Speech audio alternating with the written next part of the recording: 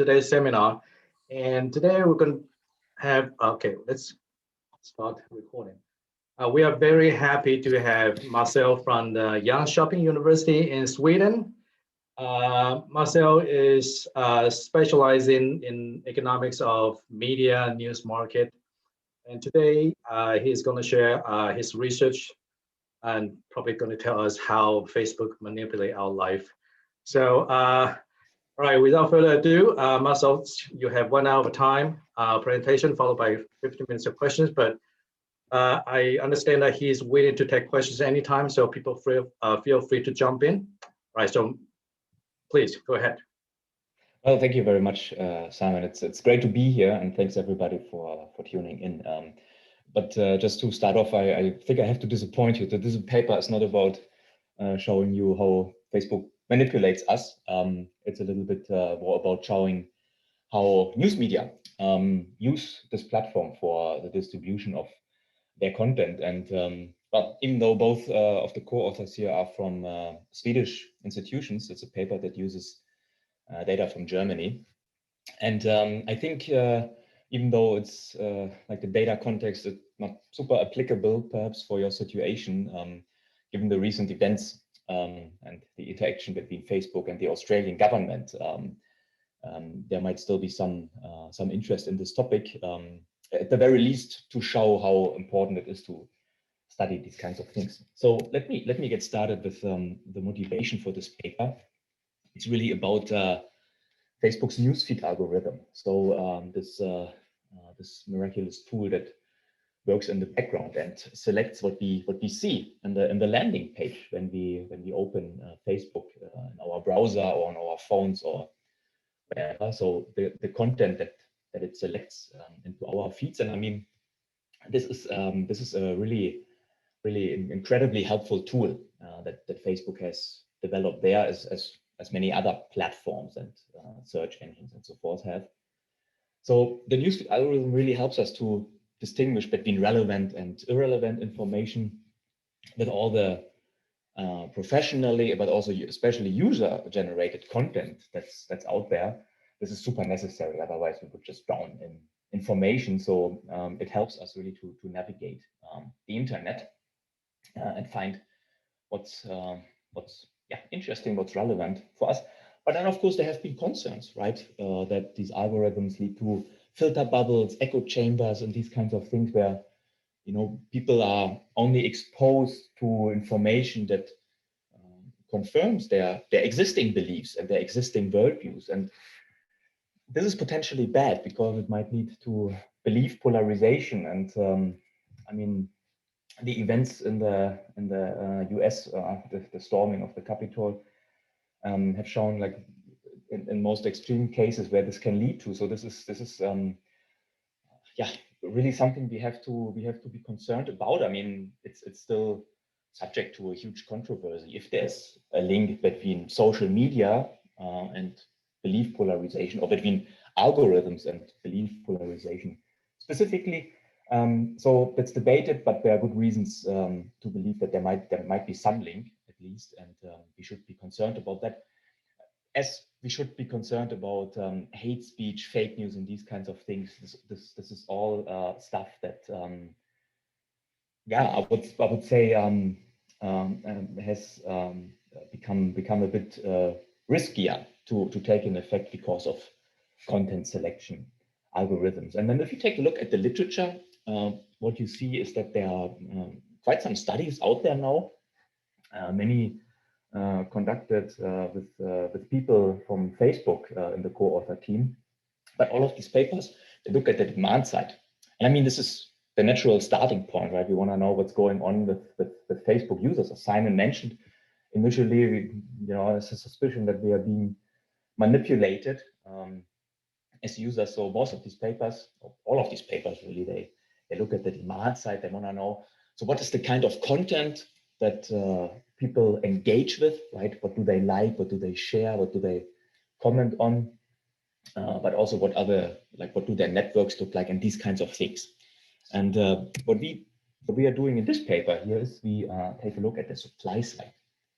And I already mentioned that we are looking not so much at user-generated content, but we are looking at content produced by professional content creators, especially news outlets. And so our outcome of interest, or in general, one of the most important outcomes in that sense you can think about is ideological diversity of news. So the question really, do news outlets provide like a variety of viewpoints, providing different opinions, or are they just centered on just one opinion or just one ideology, really? So in the media bias literature, they call that slant. So you can imagine a news outlet is slanted toward just a single party, right? So everything they write or report about is slanted kind of in favor of this one specific party or ideology.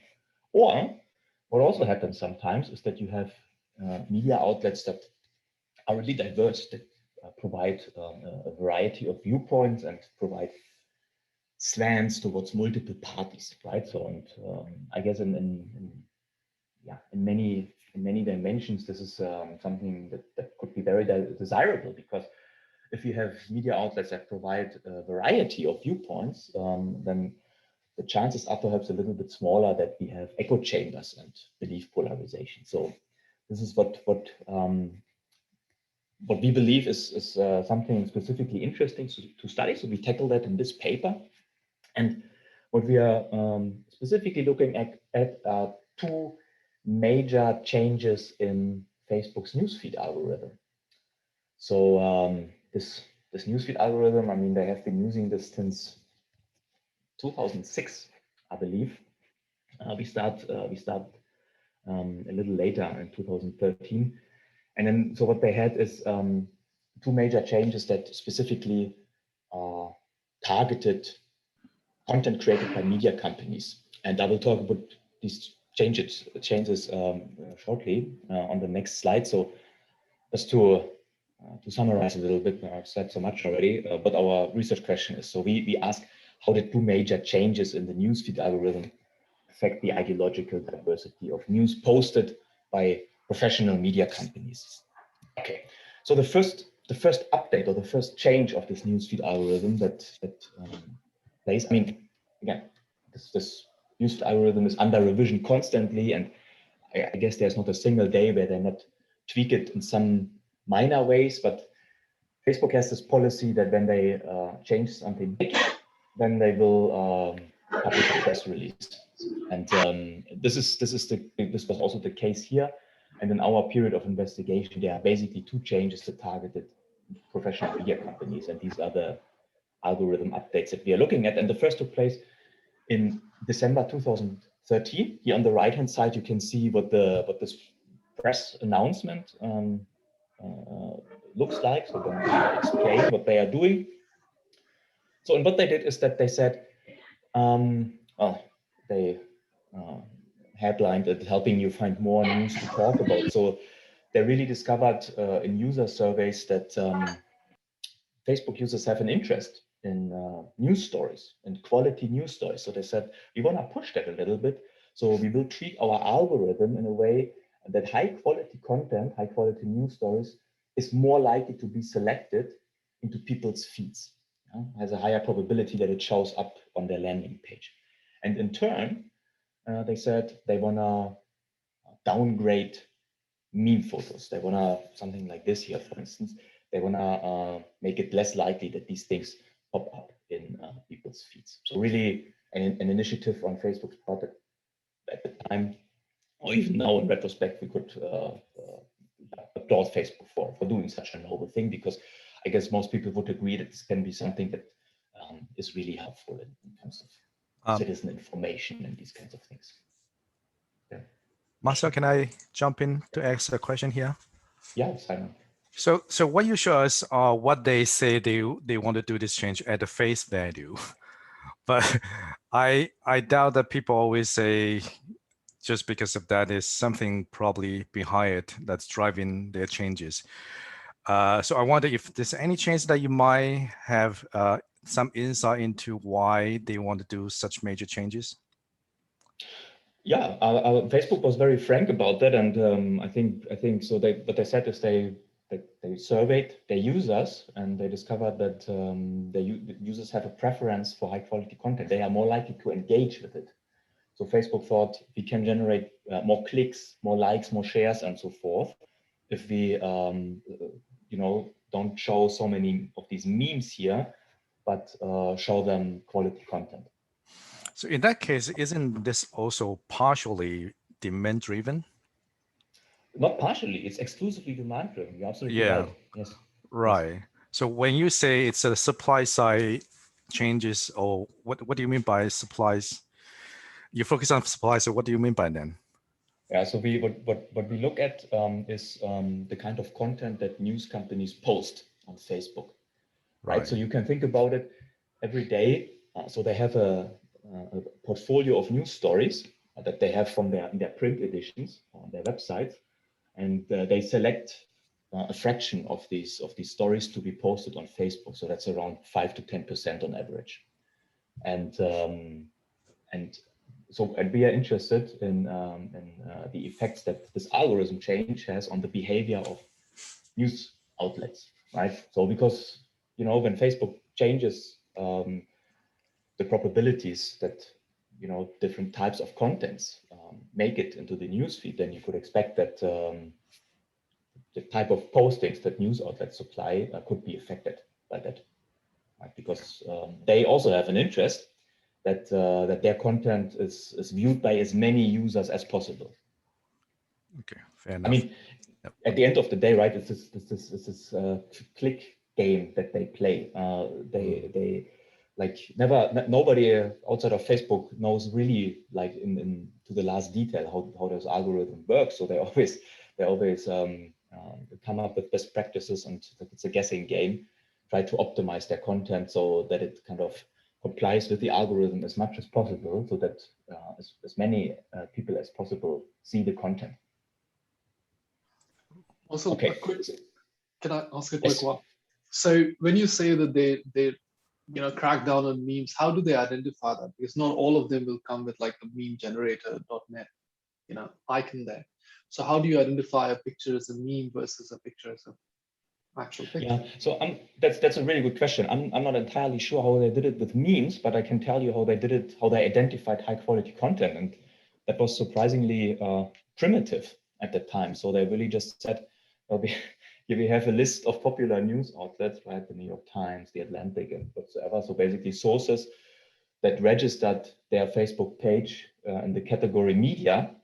Mm-hmm. If you register a business, you have to select the category, right? What type of business you have, and they just looked at the category media, and my guess is they had some kind of cutoff there. So any media page that has more than 100,000 or 1 million followers, mm-hmm. This is a page that typically creates high quality content, and they simply just like on a source basis pushed the content of these kinds of outlets. But on the flip side, they'll also be blocking smaller media outlets that might provide diversity in news, but they're not that big, right? Yeah, absolutely right. And I don't want to spoil my results too much, but this is actually what we. No, it's a great question. This is what we see with this first update here. The German news industry at the time, they were kind of backward. They were super hesitant to use Facebook for the distribution of their content. So they had, in comparison to American or British news outlets, they had very, very few followers. So they didn't benefit at all from this algorithm change. Perfect. Thanks. You're welcome. Marcel, just a quick question. So yes, by this definition, like outlets like Breitbart or stuff like that will be categorized as high quality content, right? I'm not sure if Breitbart existed back then, but yeah, they were completely like they didn't pay attention to what kind of content they posted, which is a little weird, because they said we want to push high quality content, and then they just really look at what's popular, right? They were assuming it must be high quality if people like it. Okay, thank you. Okay, and then there was a second update about half a year later, August 2014. So what they said here, we will prioritize posts or links that use a certain kind of post format and downgrade certain kinds of other formats. So this is technical, but I've brought you a few screenshots. They are in German, but I think they are not difficult to understand regardless. So this is a post that uses Facebook's so-called link format. And the link format, what it characterizes is that, so at the top here, you have the name of the page publishing this post, Die Welt, the German daily newspaper. You have kind of a headline, which says Angela Merkel criticizes Vladimir Putin's politics. Then you have a photo, and you have below the photo, another line of text.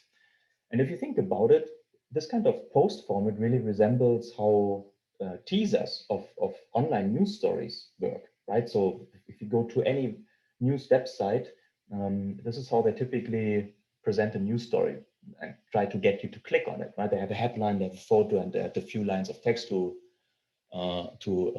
get your attention, so you click on it. So this is a format very compatible with or should cater to news outlets, to the kind of content they post.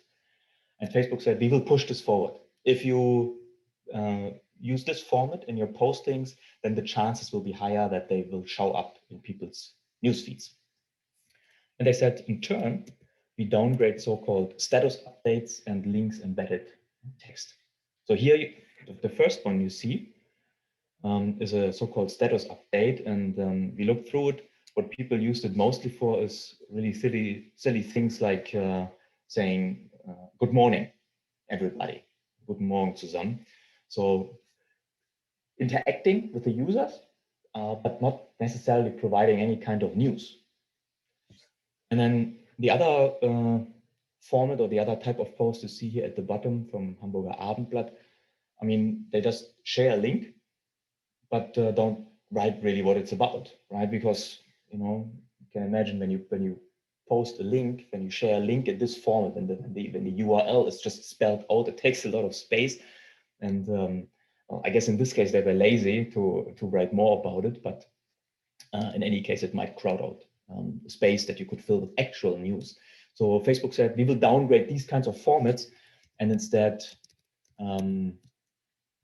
push posts that are done in our link format. As you can see here, it's called the link format actually because it doesn't show the URL anymore, right? So it really shows you just the domain, welt.de, of the publishing source. So these are the two updates that we are looking at, and I will give you just, I mean, this is something that Simon's question was a little bit about. So again, they conducted these user surveys, they said, and Facebook was open about it, and they said, we are implementing these algorithm updates. I mean, they didn't say because we believe in the greater good and we believe citizens should be well informed and all of that, but they simply said because we have a really good idea that if we do that, if we implement these changes, then this will drive or increase user engagement. This is really the core of Facebook's business model, to create as much engagement as possible. And you can understand why the link format would work. I mean, this is considered user friendly, right? If you don't, as a user, if you don't have to see the full URL, but this is shortened into just the domain, and instead you get more important information. You can actually agree that this is likely driving user engagement or making you personally more likely to engage with this kind of content. Okay, just a preview how we do it and what we find. So we have the sample of German newspapers that we use. The restriction here really comes from because we use the content of their print versions. It's kind of counterfactual, and the restriction is there to find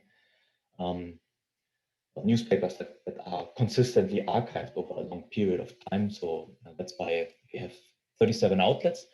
And then we create measures of media slant, of media bias, which we then use to create indices of diversity, right? Asking within news outlets, do they provide multiple opinions or are they one-sided in their coverage? And we do that methodologically by comparing the news coverage with the language of political parties in Germany, right? So we have texts written by political parties that we kind of use as a benchmark, as a reference, and then we say, well, if a news outlet uses a similar language as a political party, then it's slanted towards this party and biased towards this party, right? And based on this information, we then compute standard diversity indices. Think Gini style or Heffingdahl-Hirschman style indices to measure the diversity per outlet and month. Marcel, just a quick question. Yeah. So, as you showed us, you have a lot of this link things, right? So you go within those links and get the, like the whole text, or just like the text within that link. Yeah, that's a good point. So on Facebook, we look at the message text in the post. So that's the headline in most cases.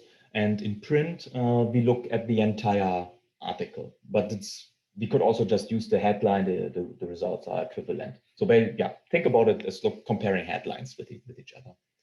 But we don't actually like open the links and like scrape what they have on their websites.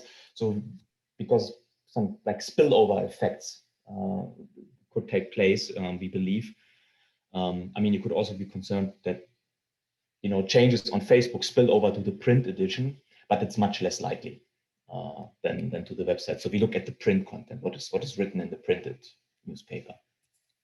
Because these are all legacy news outlets, they have a very strong history in print journalism, and they have like very strong values. They believe that, and at the time they were all concerned that Facebook and social media would corrupt journalistic practices, and I mean they went wrong about that. But this is why we believe that the print versions are still a good counterfactual, at least at this time, 2013, 2000. Marcel?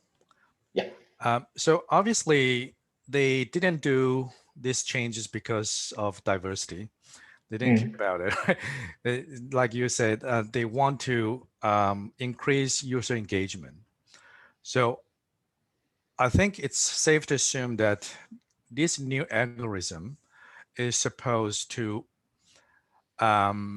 increase the engagement of the users in a sense that it can more reflect the preference of the underlying user population, getting closer to the preference of the underlying users. If that is the case, and then in the end, it leads to the changes in the diversity of the news, would that be actually it's because that it's getting closer to the true preference distribution of the users by improving the algorithm? Yeah, so you're right that the content that was made available then would be would cater more to the preferences of users, but I will explain the mechanisms, and you will see the change in diversity. We actually find an increase in diversity is kind of an unintended consequence. Sure, it certainly is unintended. That's not their motivation. Yeah. Facebook didn't. I mean, they had no interest in increasing within outlet diversity, right? Right. Okay. They really just wanted to maximize clicks, likes, and shares, and so forth. Yeah. Okay, and then so I mentioned we use the print editions of the newspapers as a counterfactual. So we actually have a differences approach, and what we find is that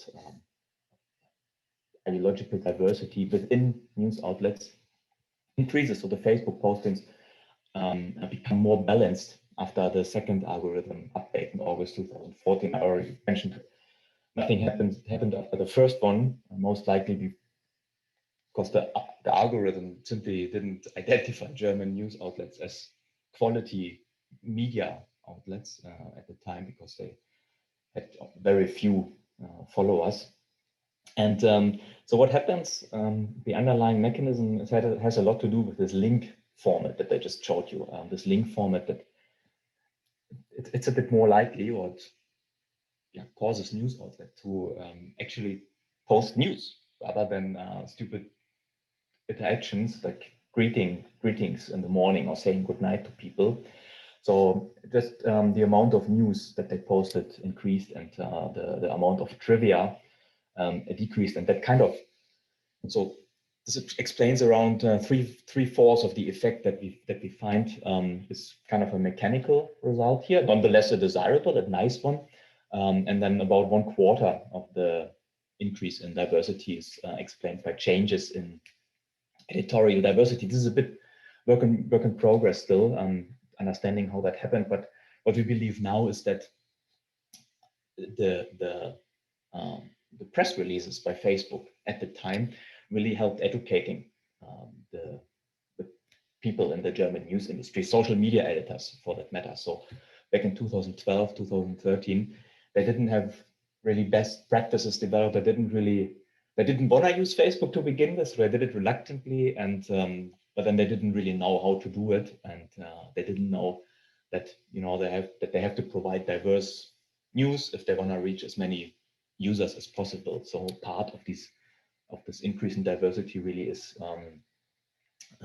we believe, because outlets learned how to reach the user in a better way. Okay. Contributions to the literature. So there is quite a substantial strand of literature out there now that investigates platforms, platform design choices, platform policy really. So think social media, YouTube, but also things like Airbnb, Yelp, and these kinds of things. Like how their policy choices affect user-generated content. So there are just a few studies that are cited here. They looked at YouTube when they at some point they introduced a different advertising policy that allows people to include advertisement once the video length once the videos are longer than 10 minutes or something like that. So like there are plenty of papers out there that look at the user side, again, user-generated content. What we believe we can contribute here is, again, by looking at professionally created content. Then another strand of literature, so this is this huge literature on the causes of ideological media slant, and this strand is really obsessed with disentangling demand and supply. So what is the origin of media bias? What are the origins of slant? Does it originate in the supply side? So do we have evil journalists and editors or media owners that want to influence public opinion and change election outcomes and these kinds of things? Or is it really the demand side that media outlets create biased contents because they know that this makes it more likely that certain kinds of users will actually read these stories in that case, or click on them? And I mean, we have touched on this point already quite substantially. So what we can show here, well, we don't really show it, but it's clearly communicated by Facebook. I'm sorry, that this is clearly a demand story here, because Facebook implemented these changes in an effort to satisfy user preferences to a better degree. And then I think we can also say something, make a methodological suggestion to media regulators. So there's this, they call it external versus internal diversity of opinions, and what most competition authorities nowadays do when they look at mergers, media mergers, for instance. So they are not so much interested in what are the prices and quantity effects of the mergers. They are more interested in, will the consumer still have access to a diversity of opinions in a given market? So they always basically just count the number of independent owners, media owners you have in the market, and then they say, well, we still have enough owners here, so we will allow the merger, or if they are afraid that there are not enough owners, then they will permit the merger. But we believe that this is a very coarse approach. We believe that it is useful to look at, well, explicitly look at what kind of diversity or what kind of opinions media outlets provide, because different media outlets owned by the same company do not necessarily have to provide the same opinion. So we would like to make a point that these methods that we use in the paper can also be used by competition authorities to get a more accurate picture about the situation before they make a decision about media mergers. Okay. So this is the data sample that we use. Time span between January 2013 and mid 2017. A sample of German news outlets. So we have all national newspapers that exist in Germany, except for Bild, the big German tabloid, because it's not included in any news archive. So we can't use that, but all the other important newspapers are included. Also 3 important weeklies. And I would say the most important regional newspapers are included. So these 37 outlets, they are, I think they account for approximately 40% of the market for print news. So it's hopefully somewhat representative sample of the German media landscape. And then we used the Facebook application programming interface, the API, to download all Facebook postings by the official pages of these newspapers. Approximately 850,000 posts in total. And we also look at the print content of the newspapers at the time, approximately 24 million. So you can see just by comparing the proportion of these 2 numbers that only a small fraction of available stories ends up on Facebook. So they are very selective about what they post there. And then we use these data to, well, first construct measures of media slant, and then use the information on slant to construct measures of, or indices of ideological diversity. So what we are looking at here is the so-called election programs of the political parties in Germany. So sometimes they are called election platforms or election manifestos. So every time there's an election, political parties in Germany, they write the pamphlet. So you can think of like it's an 80, 100-page PDF that they put on their website, where they basically outline their goals and policy ideas for the upcoming legislative term. And so we do some text mining with these election programs. And what we do is we use a statistic from computer linguistics that's called term frequency inverse document frequency statistic. This is a simple tool that helps you to identify characteristic expressions of the political party. So expressions that are very often used by one party, but hardly ever by all the other parties out there. Because this kind of language or these expressions are then unique to a party. They help us identify language pertaining to that party.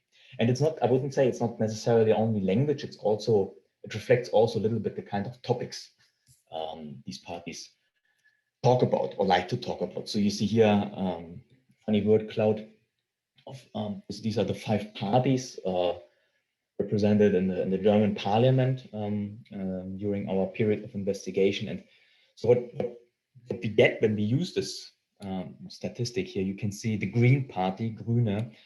So their most important expressions includes words like nuclear phase out, fossil fuel phase out. I think climate change might be in there somewhere, eggs. So really words or topics that you would associate with the Green Party.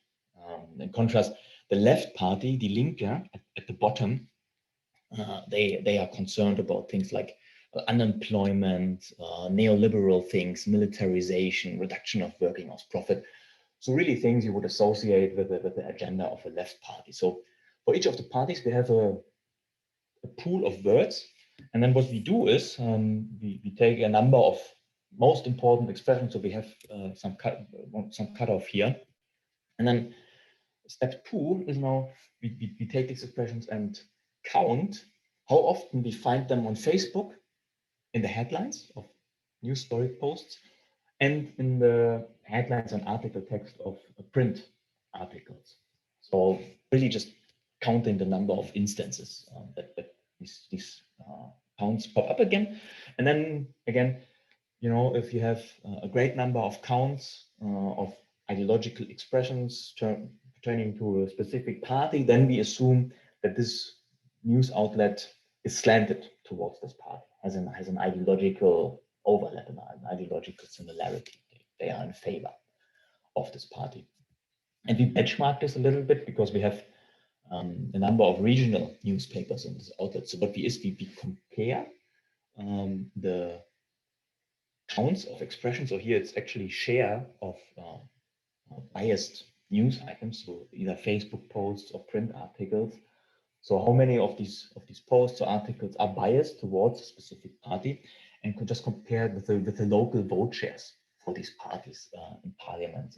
And the different colors, again, they reflect different parties. And what we find is a positive relationship, and that kind of gives us confidence that our slant in measures what it's supposed to measure. And you can do that in a regression framework as well, and then put in outlet fixed effects and ideology fixed effects, and we get the same thing. So there's a strong positive correlation. So that means newspapers are slanted towards the preferences, as expressed via vote shares, the preferences of their consumers in that region. Just a quick question, Marcel, sorry. So in the print articles, do you know the placement of where they are in the newspaper? Like page or page 7 or something? Yeah, no, unfortunately not.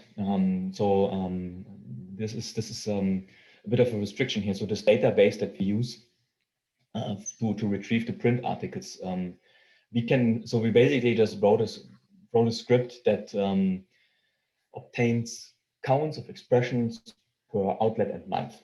So we can't even download the entire article. We just really get counts of expressions there. That's a bit sad. So we would really like to know, you know, is it a front page article or not? Or we would potentially even like to know how long are these articles, but we couldn't get access. They are very protective of the data. They are afraid that we will steal all the content and post it somewhere else or something like that.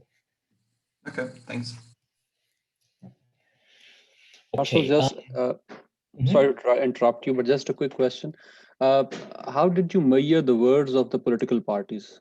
Did you measure it from their manifestos, or just the text within the inverted commas of like some statement of some politicians or any leader of the political party? Yeah, no, we just grab them from the election manifestos, right? But we don't grab all of the expressions that are written in the manifesto. We only select the ones that are very often used in a given manifesto, but then not at all used by any of the other parties. Okay.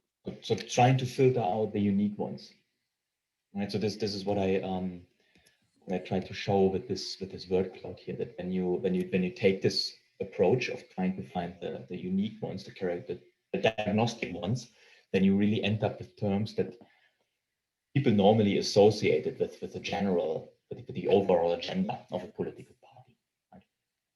Right? But is this, sorry, just another follow-up question. Is this just national campaigns or also the state level ones?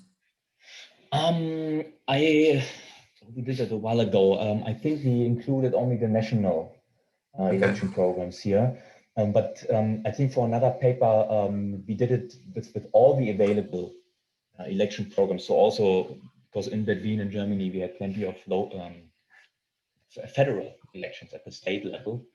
And then you have more election programs, but it's very, very similar. So there's not much of a difference.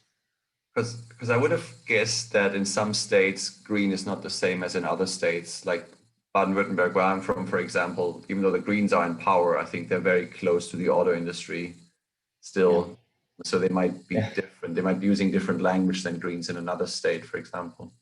Yeah, that's true. And then, you know, thinking of the Greens in northern Germany, in Hamburg, where I lived for quite some time, so they are obsessed with the Elbe River and getting it deeper so that the big ships can reach the harbor of Hamburg. So they have like half of their manifesto devoted to that problem. But they're also a bit lazy, right? So they when they write the state level manifesto, they copy a big bunch of what they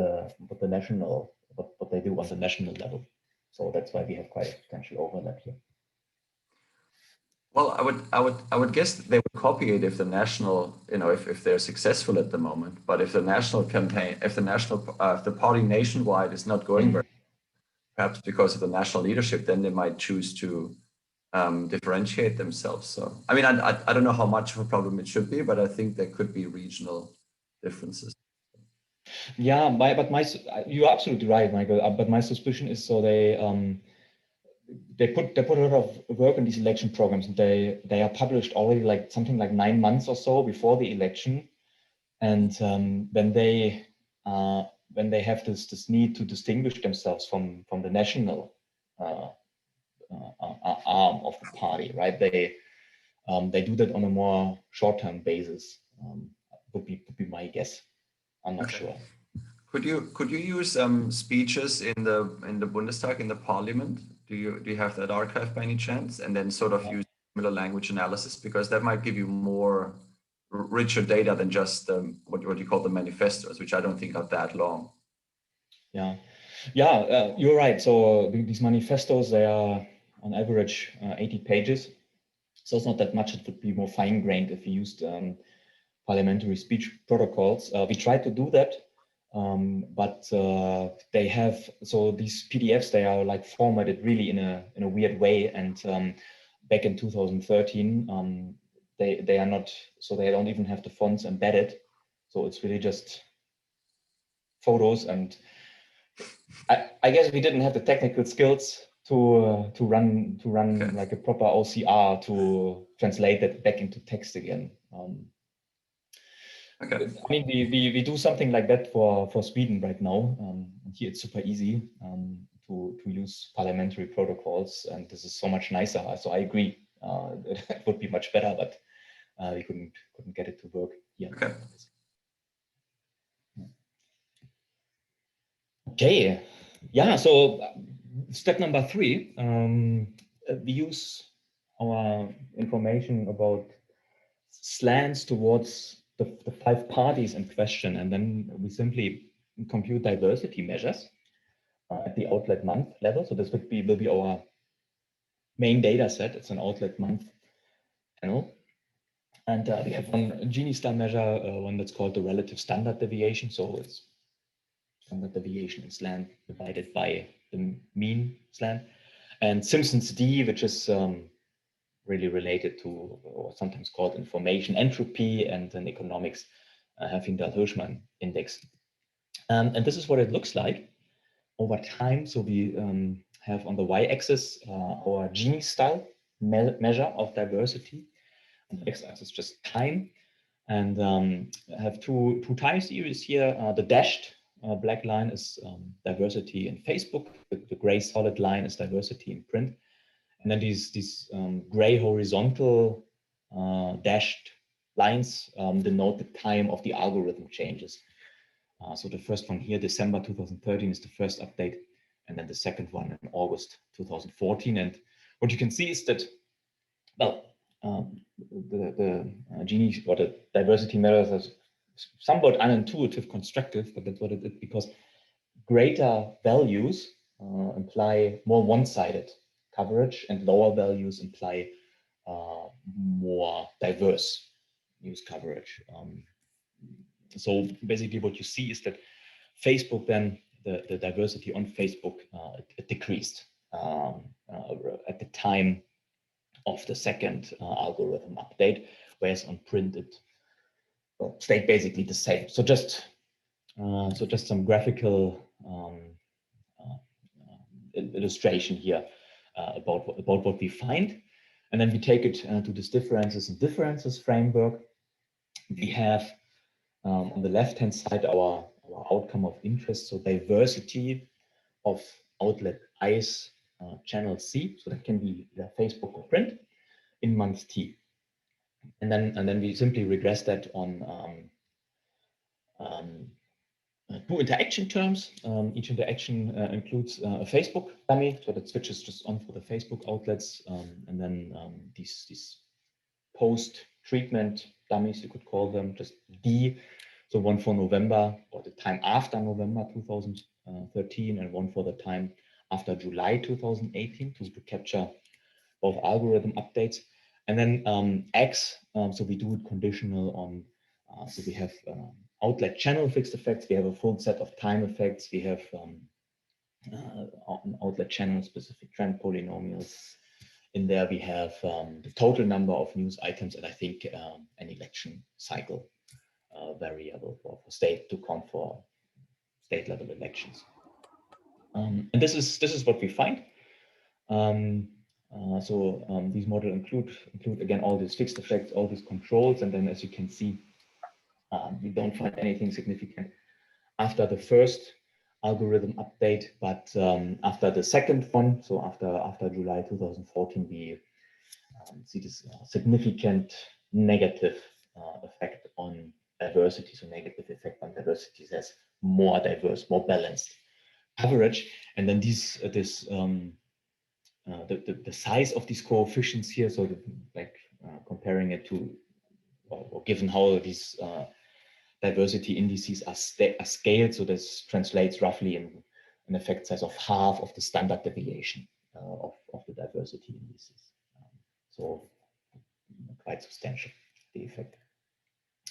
Okay, but now the really interesting part is, I guess, the mechanisms, and we talked a little bit about this already. So just to refresh your memories, that we really need to look at the changes in Facebook's priorities about certain formats. So on the left-hand side, again, the so-called link format that is really conducive, or should be really conducive, to news stories that Facebook pushed. That Facebook said we increase the chances that it's shown in users' feeds, and then these formats that are downgraded, status updates, and just posts that contain the URL spelled out in the message text.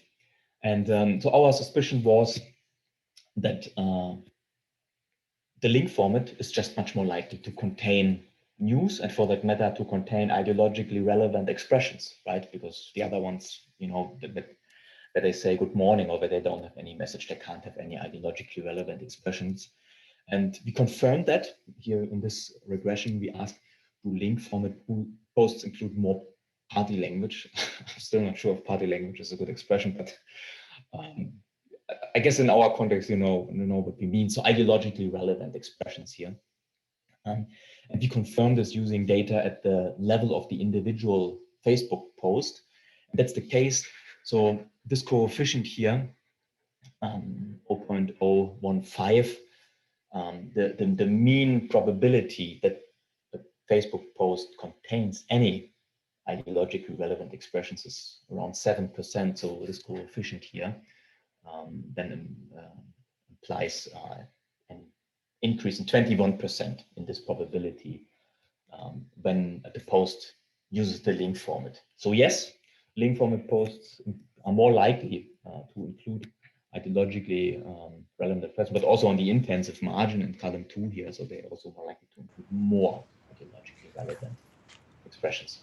Marcel, sorry, I probably lost you from a bit early on. So the outcome measurement is compare the Facebook newsfeed and relative to the print. Yes, exactly. So the higher the Gini means that the Facebook newsfeed's contents are much more different from the print, or closer. Yeah, more different actually. So, but most of all, they are Facebook in general is much less diverse. They are more one-sided Yeah. than the print edition. Okay. But the print itself also has slant. They also have slant. They Right. use it. I think we also have some information about how much, so the absolute, the total extent of the bias, right? Yeah. But you can have plenty of bias, but still be very diverse. That's actually the case here.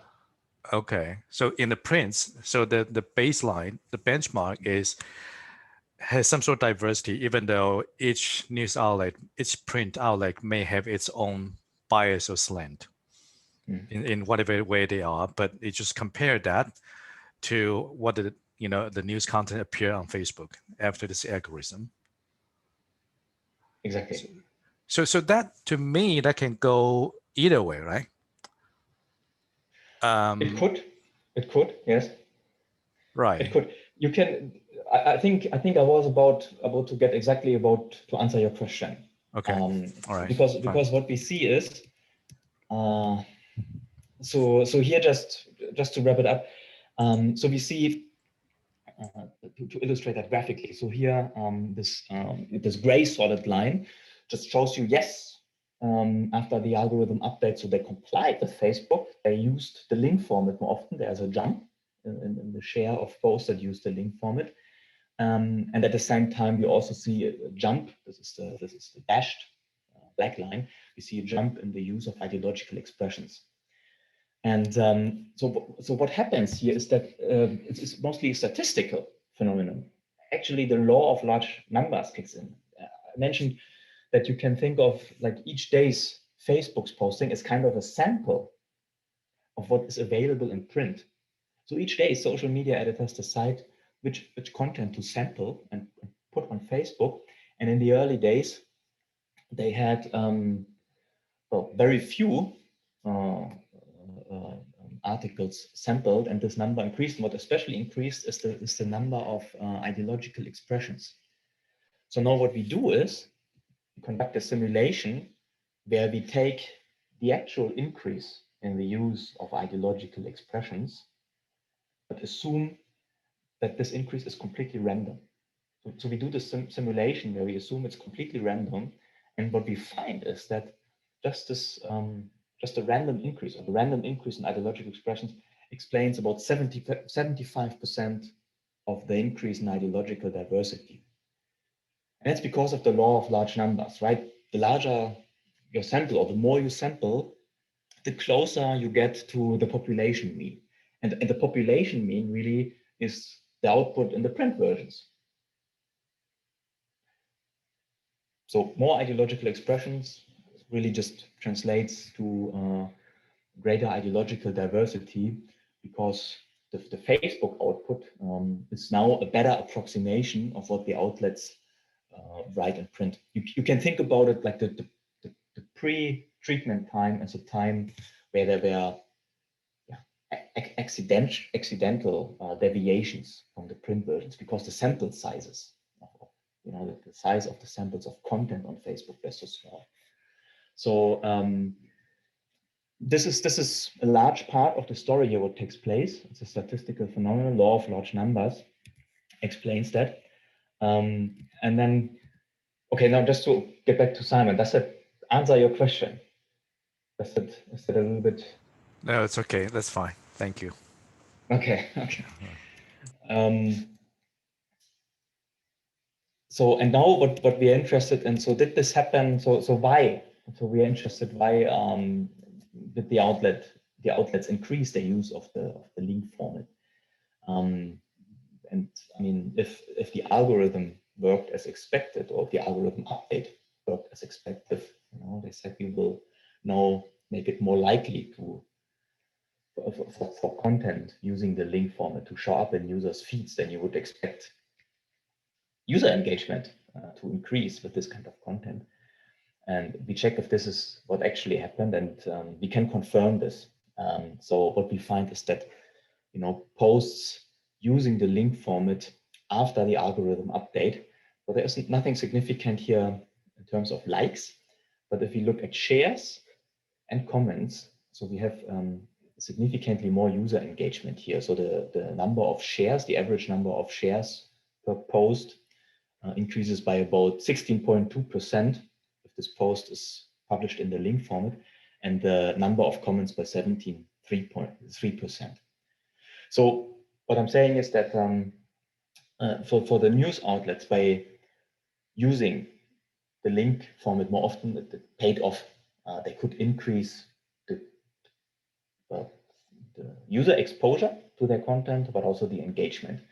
And I should be careful to equate that somehow, but normally more user engagement also leads to more, or implies more clicks. So this could mean that after the algorithm update, people were more likely to click on the content and then, be referred to the websites of the news outlets, which is kind of their ultimate goal. They wanna attract audiences to their website so they can create revenues, advertising revenues based on that. So this is link format law of large numbers part of the increase in diversity, but I said this accounts for approximately 75% of the overall effect. And there is one quarter left, and 1 quarter we have to attribute to changes in editorial policy, really. And what happened here is what we can see is if you just compare the kind of the distribution of slants before and after the algorithm update, and we can see. So before the algorithm update, this is the dark. These are the dark gray bars, and after the algorithm update, but overall, the share of posts with containing ideologically relevant expressions decreased.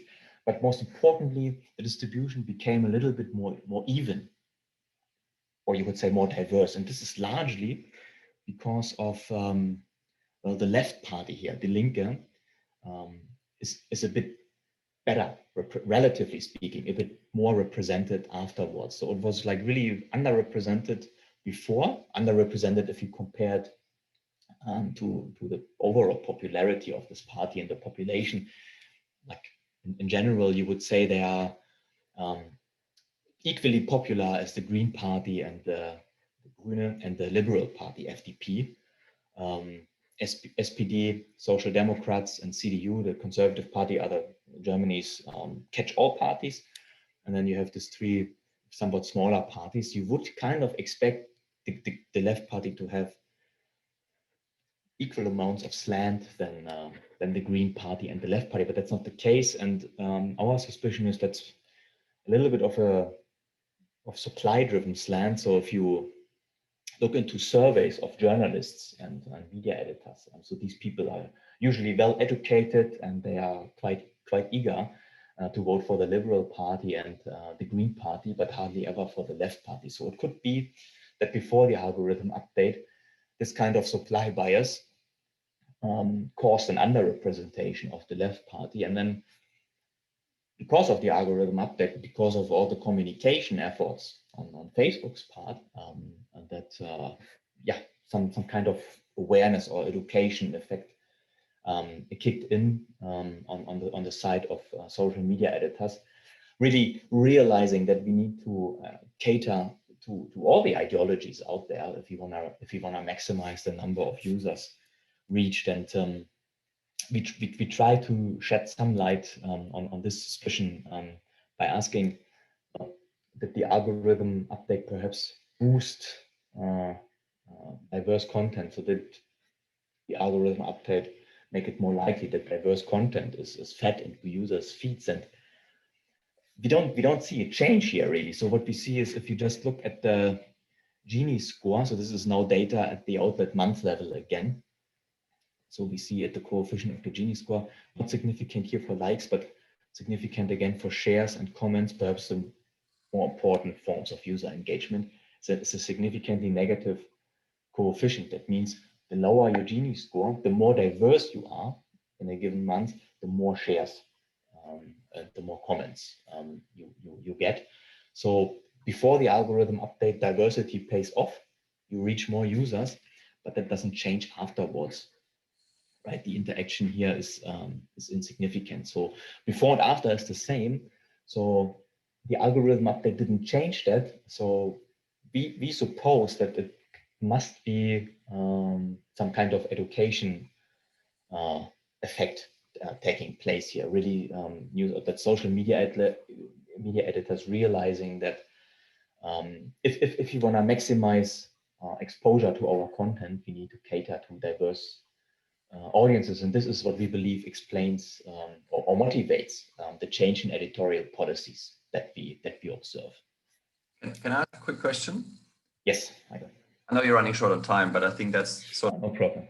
Why are you not including the AfD? Because they were founded in 2013, and I mean, this is sort of the early rise of the right-wing party. Yeah.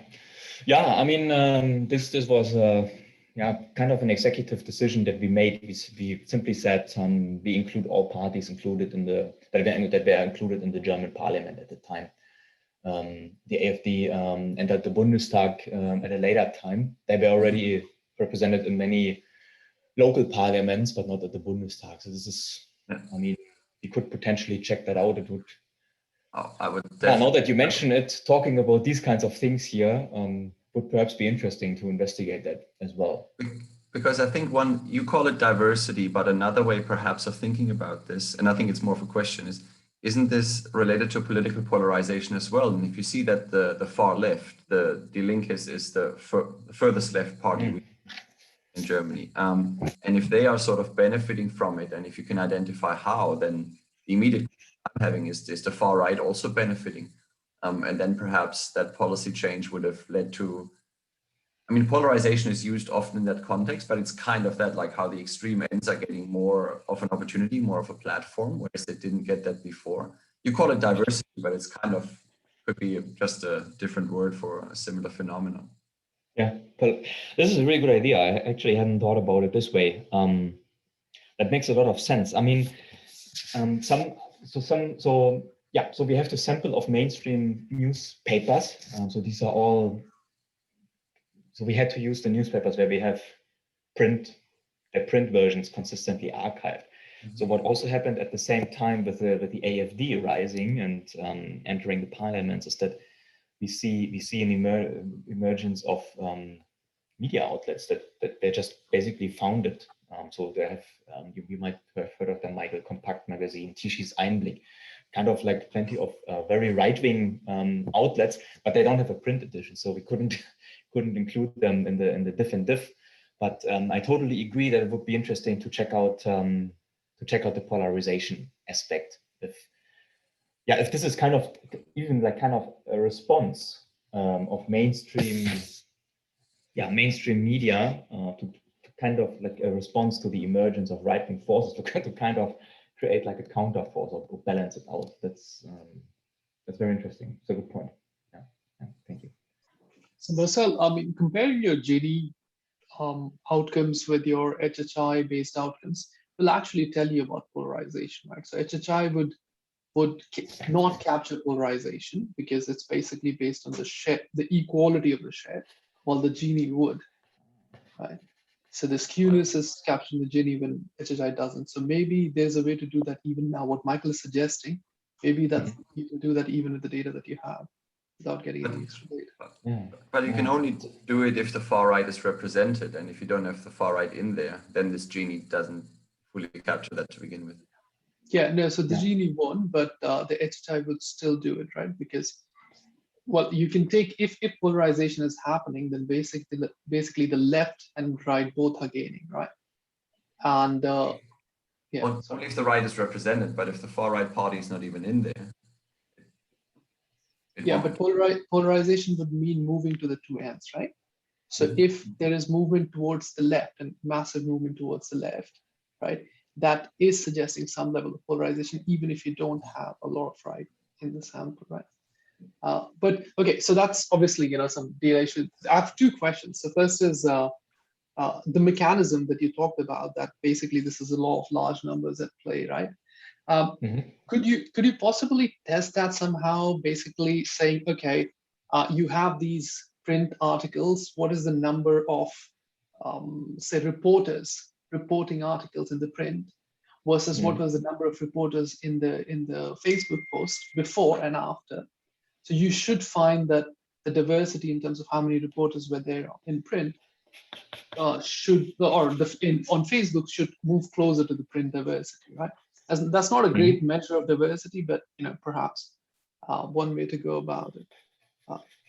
But the bigger point I had was, and which is more interesting to me, is you show the supply side diversity, can affect what happens on the platform. But if there was, and you do some of it with the shares and the comments, if there's a way of figuring out how much of a multiplier effect do they have on the content that's shared on the platform anyway by users or then basically you're giving us a very good estimate of how much these supply side policies can actually change the equilibrium in general, right? Yeah. Thank you so much. With your second point. Sorry, go ahead. Yeah, no, the second point, that's a very natural reaction that we get very often. And I mean, that's also our instinct or our desire to learn more about that side. Unfortunately, we are very limited on the data, like data-wise here. So what we do is like we just run through a few hypothetical scenarios here. So we don't have any data, but we can think about different types of users. So think about one that is before the algorithm update subscribed to a variety of Facebook pages, Facebook media pages. So they are followers, right? And being a follower of an outlet is one of the biggest predictor of seeing their content in your newsfeed. So for these kinds of users, I don't think there's any effect. Because they already have kind of a diverse news diet. But then you can think of a user that is perhaps follows only one news outlet. And it is, so we can't say for sure, but it is at least conceivable that for this kind of user that only follows one news outlet, that this user actually experiences an increase in the diversity of their news diet. But that would be interesting and good. But this is pretty much all we can say. Other than that, there are so many data privacy concerns here that we are not able to look at the demand at the user side, really. Can I push you a bit on that? So suppose even if you got the total number of comments or the total number of shares or the total number of likes that were made by the entire, say, German public on Facebook, say, if there was a way to get it, and you calculate the share of your diverse news out of the total number of shares or likes or comments, you are getting, if the share of your diverse news in the comments and likes goes up, then isn't that like a platform-wide outcome that you're looking at? Can you try to explain it once more? Yeah, no, sure. Sorry, I realized that I was not clear. So say you knew the total number of comments that everyone in Germany on Facebook made in a particular year, right? Yeah. And you know this before and after the algorithm change. And you already know how many comments were made in response to that diverse news article that you're looking at. That's the outcome that you have right here. So if you calculate the share of all comments that actually were made on these diverse news posts, right, and that goes up after the algorithm change. So the share of people commenting on these diverse news goes up, not the number, but the share. Isn't that showing you to some extent that the extent of diversity on the platform overall has increased, both supply and demand side? Okay, I like this. So before you respond, Marcel, so I'll remind you, you have 5 minutes left. So can we actually have a quick response and then let Marcel finish his rest 6 slides? Oh, there are more. Yeah. Sorry. No problem. Yeah, thanks, Tom. Just to share, I like this idea a lot, and I made a note. I will have to think about it. But it sounds like something promising. I actually have only one more slide, and there's a bit of a backup here. So I can wrap up quickly, and then we shouldn't have any time issues here. So just to summarize. So again, no effect after the first algorithm update, mostly because German news industry was not developed enough on social media at the time to be identified or benefit from this update, the way that algorithm update was configured. But after the second update, we find a greater level of within outlet diversity in the news outlets. And the main reasons, or approximately 75%, is this random increase in party language, ideologically relevant expression. The smaller part of this effect is because the left party is now better represented. Michael gave me some great input for like another reason why this could be. And yeah, the implications, so one is straightforward, really just a big exercise here of showing that content selection algorithms not only matter for demand, this is kind of the obvious side, but also for supply, for professionally created news content. And then I already just ran through this hypothetical scenario, what this could mean for users. So we have certain users, the ones that are a bit selective in what they follow on Facebook. For them, it could mean that they actually received more news. And then I have one slide to just say thank you so far. So thank you. All right, excellent. So we have 3 minutes left before we officially wrap up. So I see people put out hands. Is that just clapping or put out your hands? Okay. Any questions? Please go ahead if you have questions. Tusha? So, yeah, so I've more of a minor suggestion, but there's a pretty cool paper like 10 years ago by Garz. It was called, it was basically about how the information content, if it's not exactly in your ballpark, in the sense, if it's not what you want, you tend to block the website. You tend to install ad blockers or things that will not actually show those news feed. And they show that when the information content becomes better, then the blocking goes down, right? And that seems to be relevant here as well, that, when the information content is becoming better, people are commenting more, all that. So perhaps, touching on that literature will be nice. That's a really good idea. Yeah. I'm taking a lot of notes here today. I like that a lot. Thanks, Tusha. So Michael, you have questions? Just a couple of quick points. So one is you don't have the Bild Zeitung, which is the major tabloid, and I understand you can't get those articles, but you can still get the ones on Facebook, I'm assuming, by just identifying which ones have Bild.de or so. And you should include that somehow. And even though you can't have a perfect diff in diff, I would monitor those closely, because it is by far the most widely read newspaper in Germany, sadly, but that's the case. That's one thing. The other, when we did our Twitter research, what I came across was quite a neat idea, is a measure of the agreement with an article is the ratio of likes to comments.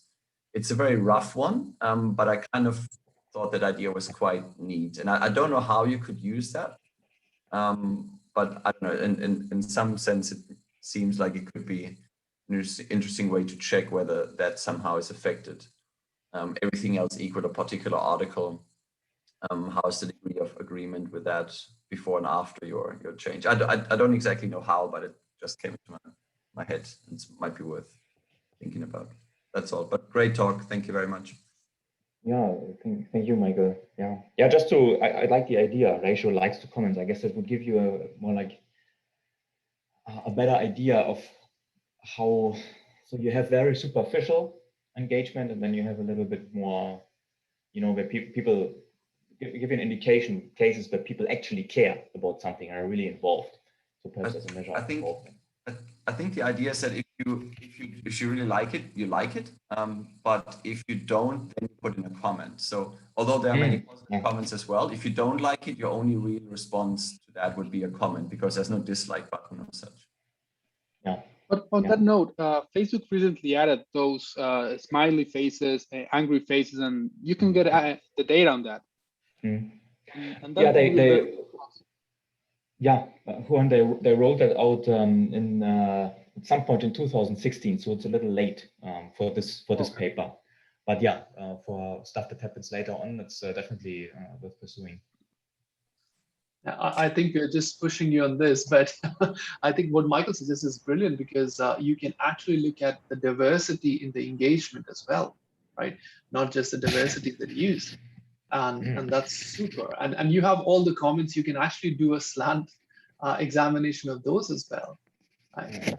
And so it'll be amazing to see if diversity breeds more diversity, more discussion. And so that would get to Michael's initial point about polarization versus more diversity better. And that'll be fascinating. Yeah. Now that I'm thinking about it, that could be a great measure of diversity on the user side. That's a great point. Great idea. Yeah.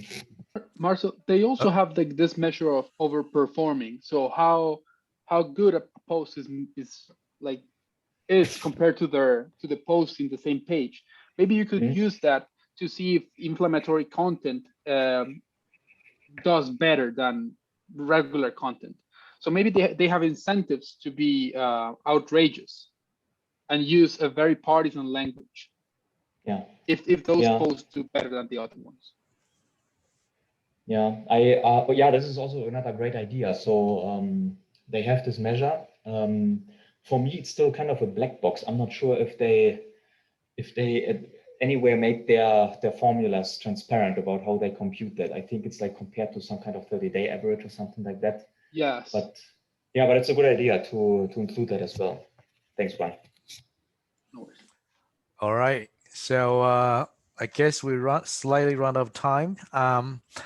I'm going to officially wrap up here, but if you want to stay longer, if Marcel is willing to stay longer to answer more questions, feel free to stay. Otherwise, we'll wrap up for today. So any more questions? Yes. I guess one more. Amy? Oh, sorry, Yes, Amy. Amy? Yeah.